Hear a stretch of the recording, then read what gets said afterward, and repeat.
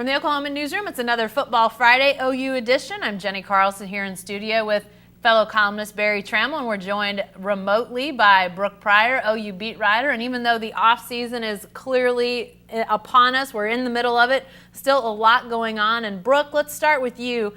Early enrollees at OU, there are a ton. Why so many? You know, I've spent the last couple of days on the phone with them, on the phone with high school coaches, and I'm struggling just to juggle all of them because it feels like as soon as I talk to a couple, 5 more pop up. I believe there's 11 or 12 total, and it seems like in talking to the coaches and talking to them that there's a feeling of community and brotherhood with all of the guys choosing to enroll early. It happens that this year a lot of these guys got their credits done. They would have just been kind of sitting around second semester in their high schools, being student assistants, helping teachers, not really having anything academic to do. And so it just made sense for them to go ahead, if your academics are done, get on campus, get integrated with the team, get used to a college schedule, and then, get used to your workouts and go through spring football, because we kind of saw this year guys who enrolled early did really well in the field, and that kind of thought process is what the Sooner Squad 17 early enrollees are really taking hold of. Barry, I'm, I guess, old enough, if you will, to remember when there was a time when if like one guy showed up early, it was like, oh, wow, he's giving up his prom, he's giving up his graduation. What a novel thing. Now we're talking about double-digit early enrollees at OU. Is this a benefit both ways, or do you see any negatives to having so many guys coming early? Well, there's a negative. I mean, there's a downside for the players. They're giving up half their senior year of high school. Now, you don't really care about that. It's no big deal. But for most people, including star football players, your senior year of high school is a pretty good time in your life. So to me, that's a fairly big cost. But especially if you live close, if you're like an Oklahoma or maybe a North Texas kid coming to OU or OSU, you can sort of still go see your friends, go to the prom, all those kinds of things. If you're coming from California, you're starting over with your life. I became friends with Nate Hibble, the former OU quarterback who went to Georgia with an early enrollment situation, and he said he wouldn't do it again. He said he thought it cost too much. So I think there's a price to pay, but it's clearly the way things are going in terms of, it's what's expected. It's a way to get ahead. It's the same sort of mentality that has college players leaving early for the NFL. They're ready to move on. They're ready to get on with this exciting next phase of their life. So I think we're going to see more of it, not less. Well, Brooke, I'm sure as people think about who's in this group coming early for Oklahoma, they're hopeful that there might be a few guys in there that could help in replacing Samaje Perine, D.D. Westbrook, Joe Mixon, 3 very dynamic offensive players that accounted for a ton of yards, a ton of touchdowns for the Sooners this last season.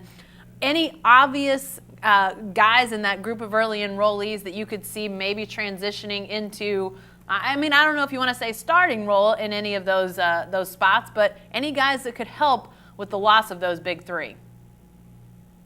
It seems like I was just looking at my list here of notes, and the first guy on my list is Marcellus Sutton, the JUCO kid, number 2 junior college running back in the nation, according to ESPN. He is transferring in from Lackawanna. We've written a lot about that. He's also originally from North Carolina, so we've got this nice little Lackawanna, North Carolina connection all culminating here in North Carolina, or in Oklahoma. But he is from Eastern North Carolina, very heavily recruited by Lincoln Riley. Didn't have a lot of offers coming out of college. Was going to go to NC State. Academics kept him from that.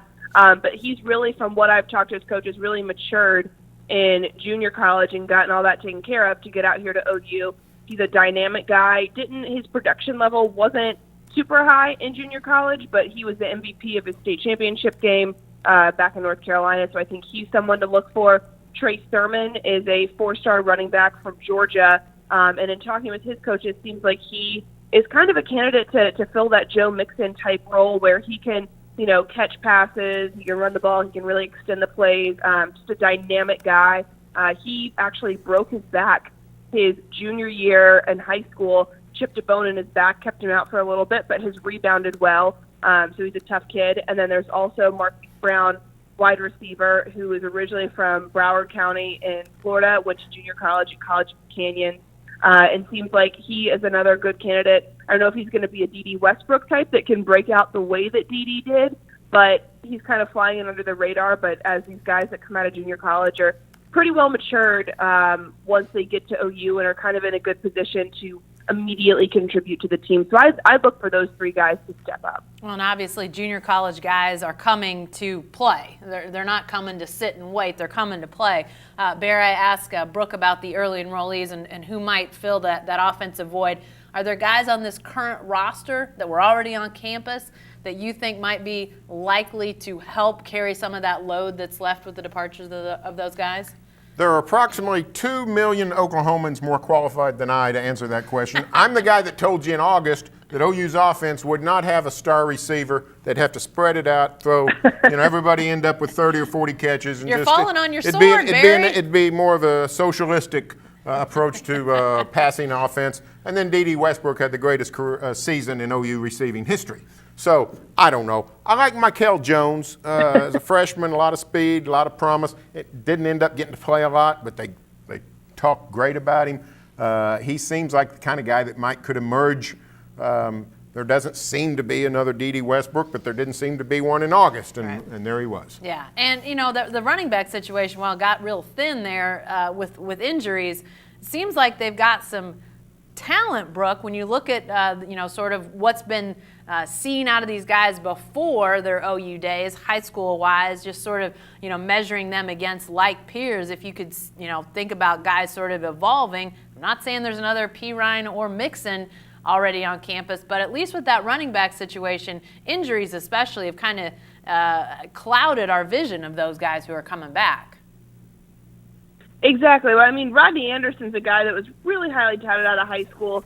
His freshman season, he breaks his leg against Tennessee and is out for the whole year. But before that, had shown some good flashes. I mean, he's a freshman playing against Tennessee. That's a pretty big deal. And then this year in the preseason, suffers a neck injury and is out all year. So I think he's someone that people are overlooking a lot just because there isn't the name recognition, or if there is the name recognition, it's associated with injury, and that's not necessarily what you want. But I think that he's a top candidate. Abdul Adams is a guy this year that didn't get a ton of playing time because he was playing behind Samaje and Joe, but the flashes that we did see of him in kind of some of these garbage time games, or the Louisiana Monroe's where it was already a blowout, he looked good. So I would look for those two guys to step up and take bigger roles in this offense.